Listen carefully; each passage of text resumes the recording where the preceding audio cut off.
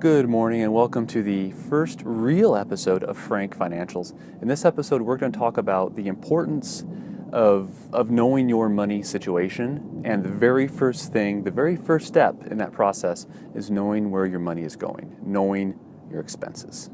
So yeah, tracking spending, I would say, is probably the key. The very first thing and the thing that has to stay consistent in any financial journey, no matter what your goals are financially. Yep. And it's amazing how many people, including ourselves, didn't have a clue where our money went. It's true. And there's a lot of these rogue expenses that you just don't think about, especially your automated monthly expenses like magazine subscriptions or cable service or your cell phone, things that just come out of your bank account automatically. Whether you actually use those or not, they still come out. And those things are really easy to miss. Yeah. And just in general, when you don't track your expenses, you have no idea what you're spending on food. You have no idea how many times you treat yourself. You have no idea. And so most people, including ourselves, are shocked when we actually start tracking. So what does tracking your expenses mean? It means knowing where every penny of your money goes every month. Yeah, and the first step is really just that, knowing. It's not making changes yet. Or it's not you're not hating yourself over this. All you're doing is making sure that you know you are making it visible exactly where every penny that you're spending is going. That's it. There's no reason to get upset at this juncture. Later, we will talk about what you can do to actually make some changes to reduce that spending. But the very first step is just figuring out where your money is going. So there's a couple different ways you can do this. If, like us, you mostly use credit cards, and I know that doesn't work for many people, but if you do, tracking your spending can be very easy. Even just using the credit card websites themselves, because that'll show you your statements. But there's also some really cool online services, sites that can help you with this. One of which is mint.com, and the other one is Personal Capital, which is the one we now use. We started with Mint, we've switched to Personal Capital because it gives you a little bit more insight into your investments as well as your spending. Yeah, we will link to Personal Capital below if you want to take a look, if you haven't seen that yet. Yes. So what that does is you enter all of your bank account and credit card information, and it compiles all of your transactions for you. So it can make it much easier to know what you're spending as long as you're mostly using credit cards or your bank accounts. Yep. The other way to do this when it's not credit card based, and actually we do this as well, we don't just rely on online services, is through a spreadsheet. And we just keep every receipt. We look through our transactions online, we look at our bank accounts, and I update our spreadsheet at least once a week. In the beginning, I was doing it almost daily, into categories of what the spending is. A piece of advice is you often will spend money on things that could really fall into multiple categories in one receipt.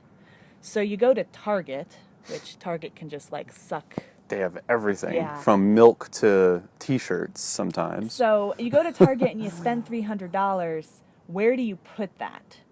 That is where the receipts are really handy, and really to know where you're actually spending money, you need to keep your receipts and pour through them and put groceries with groceries and clothing with clothing and fun stuff like games or books in another that's really... Originally, we just looked at, we spent $300 at Target, but that doesn't tell you. Yeah, that's probably anything. Not specific enough. No, when it comes to trying to figure out where your money goes. We even went so far as we were really wanting to cut down on our grocery budget. And yes, we go to a grocery store and we spend money, and we can just put that into our grocery budget. But we have no idea on what food items are we spending all that money, and when we go over, why did we go over? And so we actually keep a separate spreadsheet of every grocery item we buy and how much we've spent every month on every item. So we know how much we've spent on cilantro this month.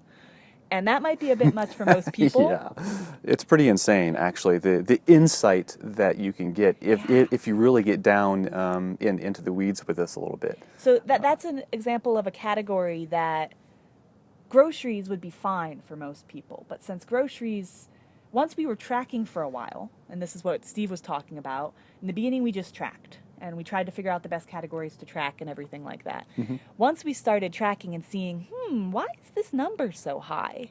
That's when we ended up breaking that grocery category down further so that we could track at an even lower level. So that is something that you can do as time goes on and you want to really see where your money's going. For instance, if you had just a fun money account and you kept going over in your fun money account, you're like, well, that's kind of common. broad. Yes. And that's kind of broad. Like, where am I spending that money? So perhaps you have to break that down further into like like restaurant spending or coffee spending or Amazon's book spending or music or whatever your morning coffee shop routine, that might not be food. That's probably more terms of fun. Yeah. And that's where some of the gray area comes in. Like where do you put these things? And really, I don't think there's a right answer. Yeah. It is completely dependent on you. And it was completely dependent on us. We've been tracking our spending since before we got married. So it's been close to 2.5 years something now. like that, yeah. And our spreadsheet where we track our spending has evolved and changed completely in that time. Oh, yeah. As our lives change, as we moved into our Airstream, for example, but also just because our spending changed and because we started realizing what was important to us and we started wanting to see deeper into certain categories. Yep. Yeah, really the bottom line is you have to find what works best for you. And you probably won't know that right off the bat, but as you keep going, as you get better at this budgeting thing, you'll start to realize some of the areas where you can start to improve on, some of the areas that you're already doing pretty well in. Yeah. And the process will get easier and easier and easier every month you do it. Yeah. So for now, at least my number one piece of advice, I don't know if you agree with me, is... Well, let's see. ...is save every receipt, track every cent you spend. Figure out what you're spending your money on. No judgment, just where is the money going? Yes, I would definitely agree with that. With the extra specification, sometimes you won't have receipts. Like what I was talking about earlier with these automatic monthly deductions from your bank account for magazine subscriptions or whatever. You'll have to look at your statement. Yeah, you probably won't have receipts there. So diving into your credit card statement or your bank account statement or bank statement, yeah, will probably be a critical element, especially as you begin this process. Yes, I agree. So know where every cent is going. Know where every cent is going. Yes. It's incredibly helpful. It sounds like a lot of work, but besides us, I've gotten most of my family to start tracking every cent, and they've seen huge improvements in their spending and just in their general knowledge of their finances because of it. And yes, you can have a down month, things can get crazy, you don't track that month, fine, pick it up the next month. It happens. It's not the end of the world, no one's perfect. We've missed a month here or there where things just got too out of control. But in general, we know what we've spent for the past 2.5 years and how we've spent it. And really what that shows you, and we'll talk about this in later episodes, is what your money says is most important to you. That may not be what's actually the most important to you, but that is where you're spending your money. And that is a topic for a future. Yeah, I think the question goes, show me your bank statement and I'll show you what's important to you. Yeah. And whether you realize it or not. On. And so what's important to you may surprise you. It certainly surprises May us. surprise or disgust you. It certainly disgusted me. Yeah. That's for darn sure. Yeah. So I guess that's it for this episode. Hope you got some value out of it. There's no way to accomplish your goal without knowing where you are now. Yeah, pretty much. All right. Well, sounds good. Thanks for joining us. If you like this, give us a thumbs up.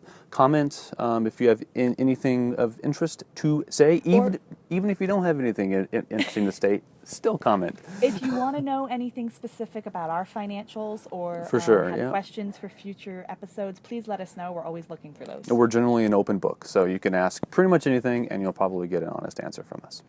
So that's it. Thanks for joining us, and we will see you next time.